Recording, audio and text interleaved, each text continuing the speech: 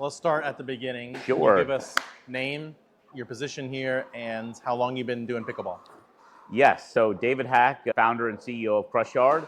We launched this particular unit in September of 2023. That's great. And your model is entertainment. How would you describe your facility to someone who's never Sure. been here before? Yeah, I think entertainment's the right structure. I think the idea is if you want to put this into one sentence, we top golf for pickleball. I think that's a common theme. I think if you look at the entertainment as a whole, there's a huge opportunity there. As you guys might know, they're doing it with shuffleboard and ping pong and darts and obviously driving ranges, arcade. It just goes on and on. Because this whole generation, next generation Y, to the tune about 80% prefer to be in an immersive experience. So we see massive generational growth moving forward. And so that obviously is very exciting, in addition to obviously the growth of pickleball. Yeah, that's really good. So tell me about how many people, do you keep track of how many people come in per day? Do you have a certain number of members? How does that work for you? Yeah, so for us, membership is just one product under overall arching umbrella. Okay. So we think about this is really in three buckets. So you have obviously food and bev. In this case, it mainly skews towards bev, but obviously we have high quality food from an executive chef, seasoned, that allows us to really allow for multiple visits, right? Because the idea is that food quality has always been a stumbling block for entertainment type facilities, starting with Chuck E. Cheese and Dave and Buster's, right? And so we wanted to obviously break through on that. And so for us, we think about that one bucket is food and bev. The next bucket would be events. Really everything from birthday parties for kids to adult birthday parties to all kinds of corporate events and on and on. And then the third bucket is pickleball related revenue. And then under that bucket would be a membership product that allows people to come in the morning to play unlimited pickleball, essentially for one monthly fee. Okay. Yeah. So you're saying it works like there's people who have memberships to play pickleball in the morning time. They can obviously stay. The rest of the Right. day, correct, Okay. yes. So after a certain time, does it switch to renting? Yes, so this particular facility, it's 11 a.m., but go forward in other facilities, it's 10 a.m., starting with the Orlando location. That's great. Okay. So tell me about how many people a day are you seeing, or maybe a monthly number? Yeah, so it varies greatly because there's a cyclical nature to the business, right? In other words, when people want to play indoors, what times of year work best, and that changes obviously from coast to coast, right? And then of course we look at that, okay, there's going to be natural cyclical fluctuations across a yearly basis. So we're really look at year over year analysis, right? Are we continually growing the business year over year? So how did January versus January of last year, February versus February of last year? That's how we look at this. And so we're continuing to see growth, right? We grew 48% in Q4 versus Q4 of 2023. We grew 18% roughly here in January and February, year over year growth. And that we see that material growth just continuing. I think there's a lot of factors behind that, but we look at it overall numbers in those kind of isolated buckets. That's really great. So you mentioned a little bit about the revenue streams, and you said, so beverage would be the top. Food and beverage, right? But it's skewed a little bit more towards beverage. So that obviously, if you get more beverage, your overall COGS come down. And then of course, then we look at events, because obviously this is a great opportunity for people to come, hang out, have a ton of fun. And then of course, you'd look at pickleball related revenue. Do you know about, or would you mind sharing, do you think, take a guess at the percentages? Is it 40% food and bev? Yeah, it's going to fluctuate from market to market, but we see this, the general, it's a third is how we look at it. But then that fluctuates according to market. So we think in the Orlando market, we'll be closer to that 45, maybe even 50% as far as events are concerned. And so that's how we look at it. So a third food and bev? Events, a third pickleball related revenue, correct. Okay. A couple questions about those three. So Sure. the food and bev, you mentioned the high quality, that's kind of what brings people in. You showed us, and we see the beer wall and fun stuff like that. So on the other two, so events and pickleball, how do you do your programming or do you just do open play to make that pickleball third?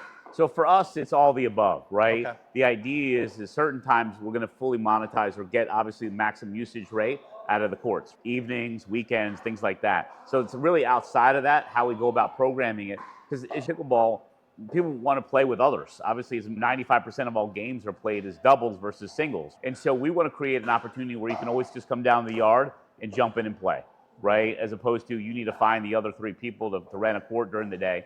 And so we're continually, obviously, massaging that and getting that, obviously, sequencing and code broken for the ideas that we can fully get that usage rate up. Yeah, that's really great. So on the events side, Yep. that revenue stream can be tricky unless you have a good salesperson or unless you have people doing that all the time. So how do you manage to make sure that machine flows Sure. well at your facility? I think it comes down to getting great teammates. I think that's really what we found. We have continually grown in the value of the people, right? Because if we break down a business, right, any kind of business, you really think about this from really 4 buckets, right? Product, people, process, profit, right? Those are the central 4 buckets that we're constantly thinking about. And that allows you to strategize for each individual bucket. And from our perspective, we look at it and say, all right, we've got a great product. How do we make it better? We've got great teammates. How do we get more of them? And then obviously give them more tools they need for success. And then, of course, how do we refine the process to fully monetize, obviously, the profit? So it's a game plan I've run across multiple companies, and it's the smart way to go. Very cool. So how do you have the staff structured for events? Do you have a single salesperson? Who handles that for you? Yeah, so that's, again, a massaging opportunity for us where we're continually refining it to get it better and better moving forward. So for right now, out of corporate, we rarely run all the sales through it and then have individual event coordinators at each individual unit. Okay. And do you have dedicated staff at the facility to run events? That's all they do? Yes. Okay. Very cool. Have you seen that to be a big benefit if that's versus having someone who just, maybe they run the front desk and they happen to do an event? What would you... So I think at the end of the day, everybody's got their own gifts, talents, and abilities, right? And we want to fully leverage those gifts, talents, and abilities, right, to maximize the opportunity for them and us. And so it's really about finding the right teammates and then putting them in the right spot to obviously maximize the success metrics.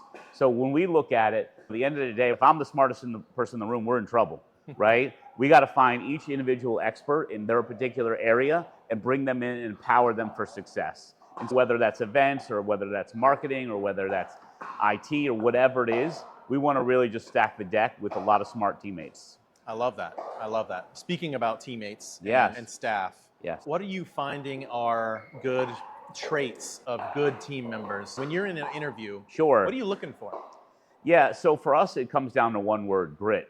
I think that if you look at these studies of kind of what makes somebody successful, and they've done a lot of studies. Actually, there was one employed to study West Point cadets to find out who would really succeed in the military. And so they try to go through all these ideas of this person, was they tall, was it socioeconomic conditions, was it skin color, what was it that made somebody successful? And this has obviously been studied greatly and really comes down to this one word, grit, right? The idea is, who are you as a person? Do you have the push, the drive, the fire to plow through it?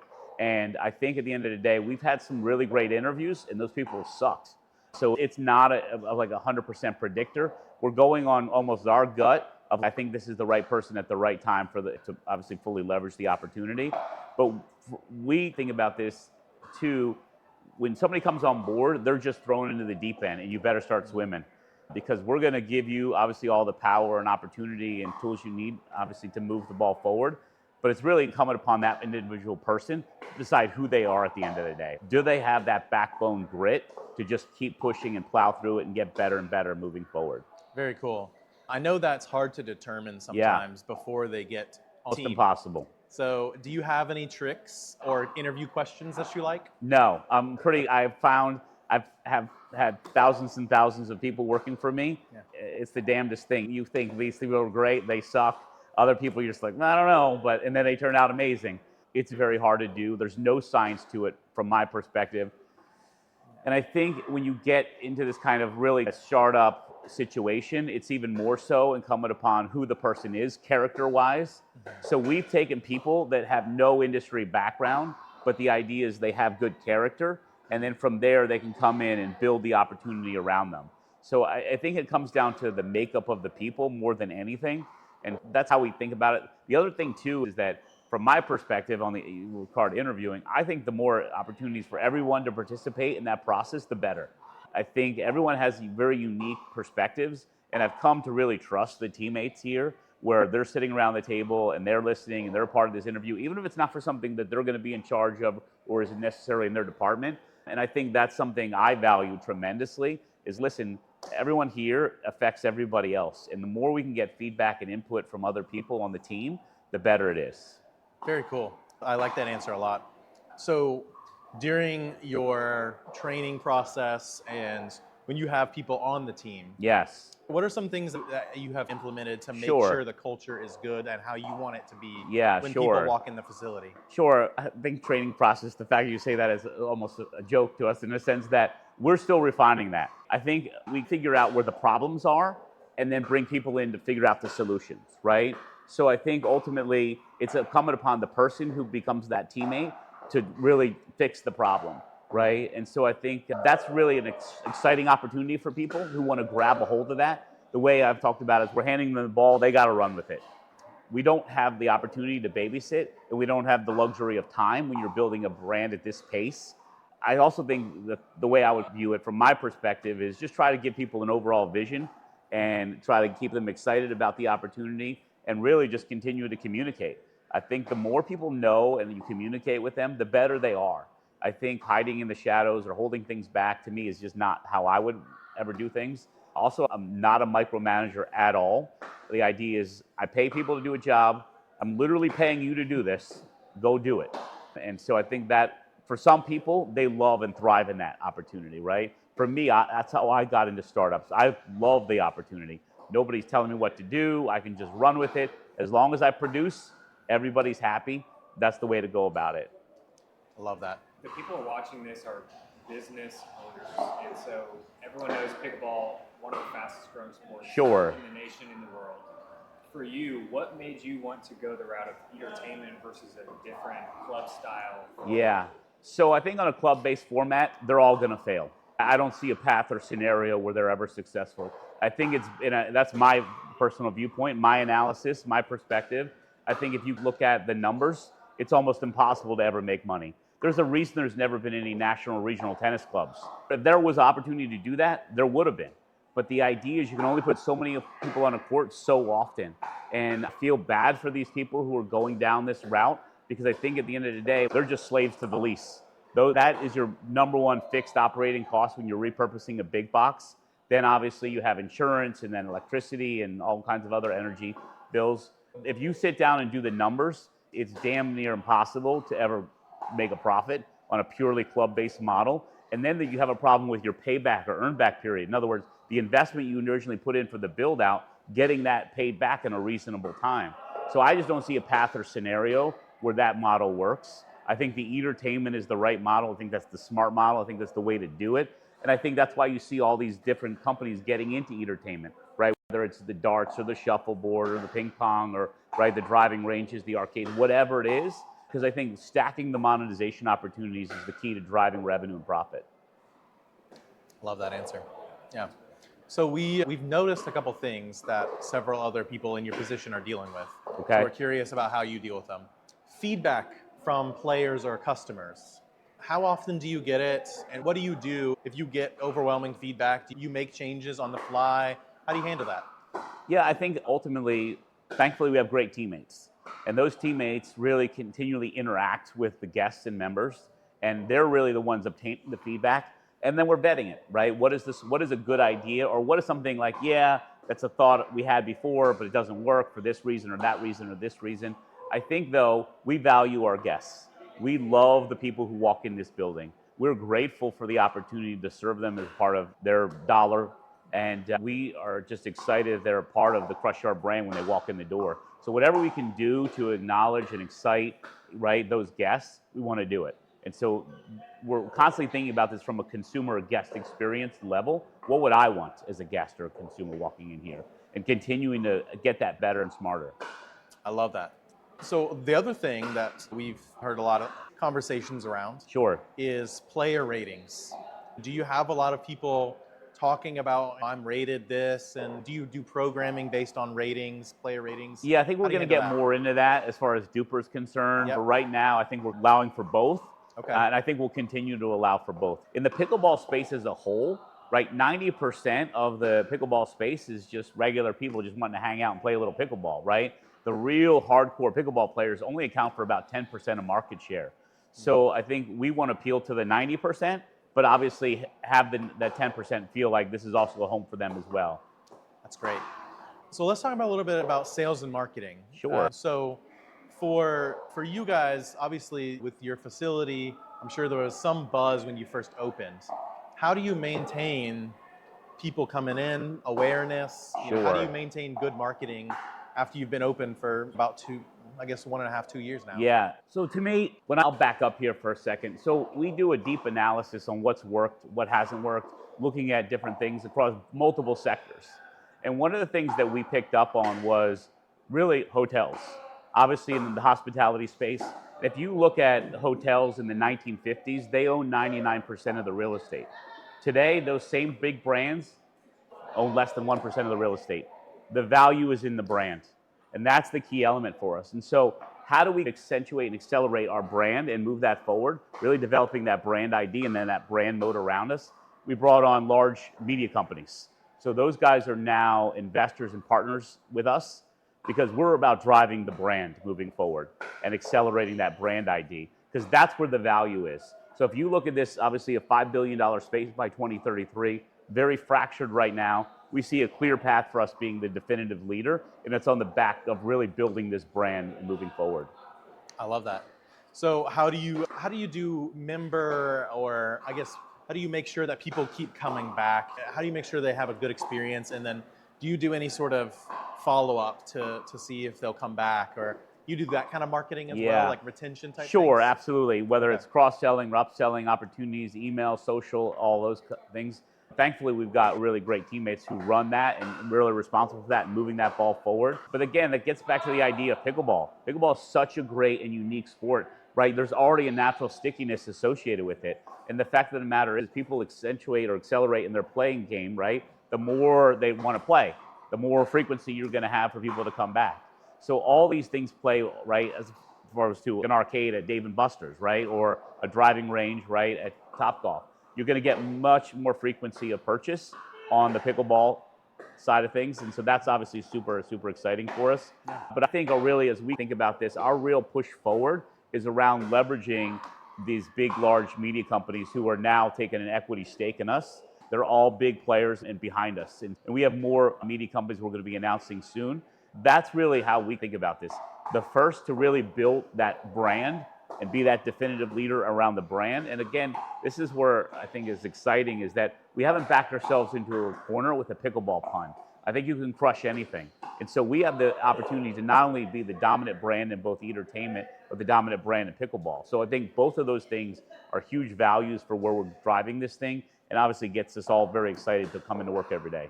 Yeah, that's really great. Have you seen any drawbacks to bringing media companies in to be partners? No, I think it's the right play. I think at the end of the day, when you're thinking about where is the value, what is the biggest value, because we now have this franchising side of things, and when we look across the table at a prospective franchisee, right, it's really about how do we make that hugely successful for them, right? And one of the ways to do that, obviously, is having a high-value brand that people can identify and know, and that obviously, again, I think to me, brings massive opportunity to the table for us as well as franchisees. That's really great. I want to ask a question about event hosting because that's obviously a huge part of the space. No matter if you're a pickleball club that just does memberships, no food, you want to host events to take advantage of your space. So what kind of lessons have you learned in the last year and a half? What works and what doesn't work, specifically hosting events and trying to maximize that? Yeah. For us, that's been a big key to our growth, right? It works. And I think it's the kind of the higher end aesthetic of the place, right? The fact that it's more polished, the fact that there's heavy on lounge furniture, it's a great environment to sit around, relax. But then I think it's the food quality. The fact that we brought on a seasoned chef who's now our SVP of food and bev. We brought on seasoned chefs in all these different locations we'll be having moving forward. Orlando obviously is now open and others to come. So for our perspective, it starts with that high quality of food, right? Healthy options, right? Farm to table, organic. Like these are the kinds of things that we really have built the food around. That obviously is a huge advantage over anything else in both the pickleball and entertainment space. Very cool. One question I had was about staff. Like how many people do you have at this facility, or do you know the numbers of the other ones as well? In total, if you're including part-timers, we probably have at least 50 in each location.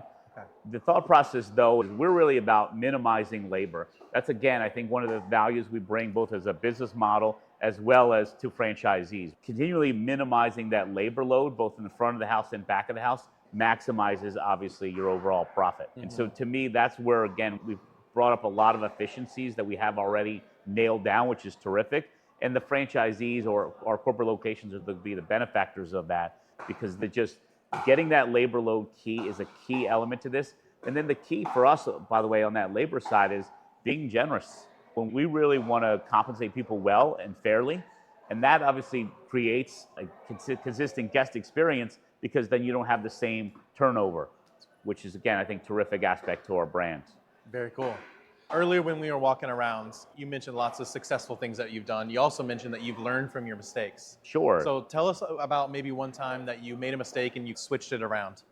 Well, we could be here all day talking about my mistakes, but I think for us in this location, I think it's the guest flow, which we've corrected in Orlando. The idea is the kitchen and bar in the back, where in Orlando, and beginning with all the facilities moving forward, that kitchen and bar experience is right in the front.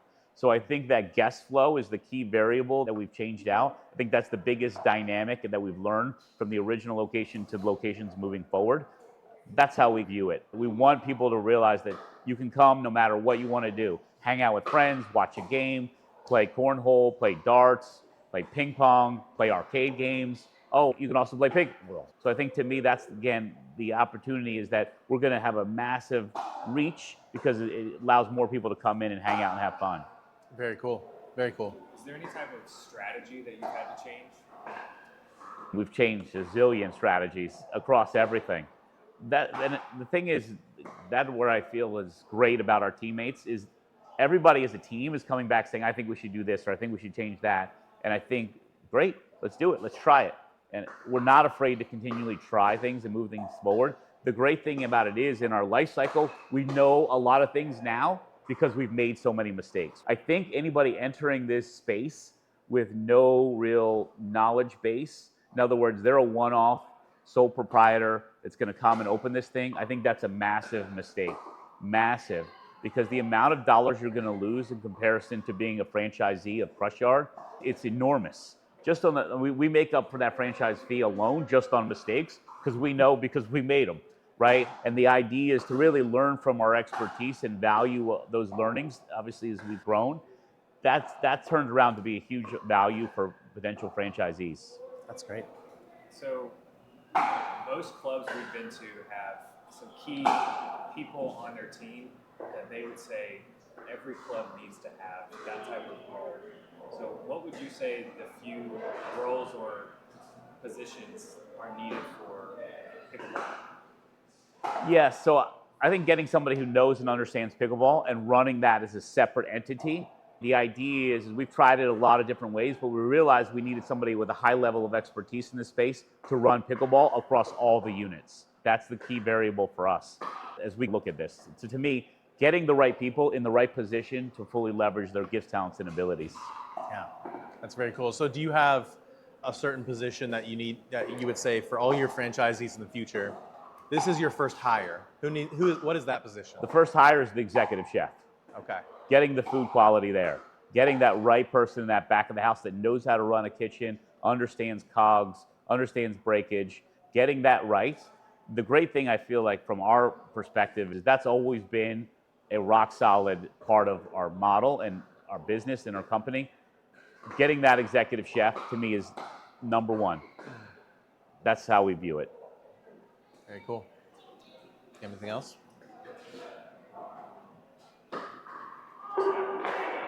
That's okay. We ask everyone this kind of as a last question. Sure. If someone's looking at you and they want to be in your shoes, they want to run a facility like this, they want to do it well, what advice would you give them? Maybe one or two pieces of advice. Yeah, so I would say the two pieces of advice that I would give, and I say this respectfully, is that don't go the club-based model. Don't do it. I know all these people are saying all these things about this and that, about the club-based model. The math doesn't work. And I've had multiple people who have sold on behalf of those companies come to me for a job, and they know from an insider perspective the model just doesn't work. You are a slave to the landlord, and that is an outrageous perspective to be in, because you really want freedom when you're owning a small business or company. So I think to me, not going down the membership or just membership standalone model or club-based model. That is, to me, advice number one. Advice number two would be take a deep dive on what's out there, what the brands are, who's doing what. And I think at the end of the day, you're going to come back to the same analysis that we've had across the board, whether it's our high net worth investors or it's big corporate media companies who are investors.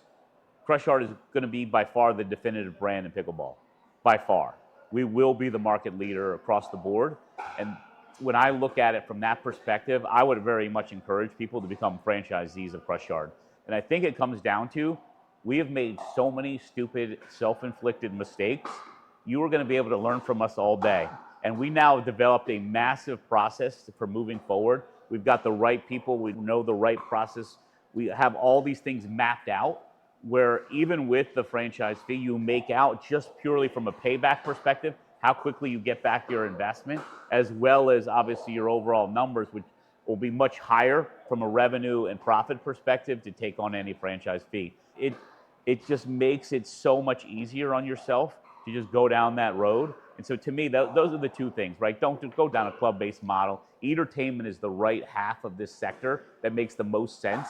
And then obviously, I think becoming a franchisee of Crush-Yard. I think those are the two pieces of advice I would give. And I think we've been in it, we've seen it, we know what we're doing, we have a good grasp of how to build this business and really be, again, we feel like not only the definitive market leader in pickleball, but the definitive market leader in entertainment. Very cool.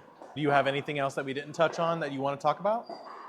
I think from our perspective, the way we think about this, and I'll just speak to this a little bit, is that now is the time, now is the opportunity, right? And leveraging first mover advantage in key markets and leveraging that brand ID is the absolute key element to this. It gets back to the original analysis we had from the hotel space, right? Brand is the number one key to this. Developing that brand, that's where the value is in the brand. It's not owning the real estate.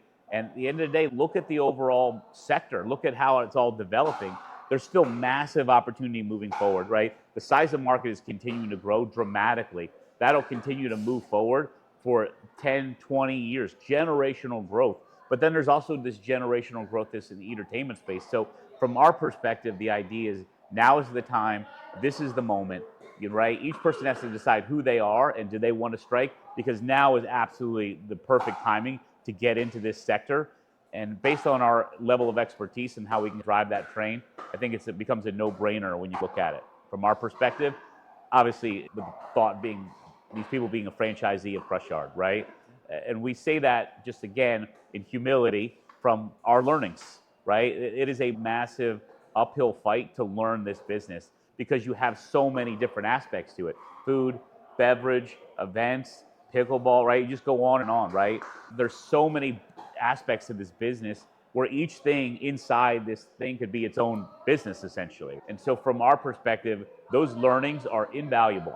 It's staggering the amount of learnings we have already housed and have at our disposal. That just allows things to be built better and better, smarter and smarter moving forward. And I think really leverage the brand success we've already had. It's really great. Thank you. That's good.